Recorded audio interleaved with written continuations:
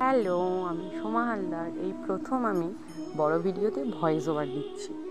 যদি কিছু ভুল ত্রুটি হয়ে থাকে অবশ্য ক্ষমা করে দিও। আর তোমাদের কৃষ্ণা ঠাকুরটি কেমন লাগলো আমাকে কমেন্ট করে জানিও। কৃষ্ণা ঠাকুরটি বলে রাখি, এই ময়ূরের পালকের কালারে আমি কি কালার ইউজ করেছি।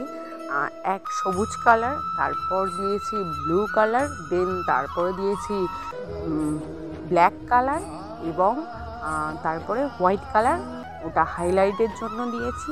তোমরা ভিডিওটি দেখলে বুঝতে পারবে।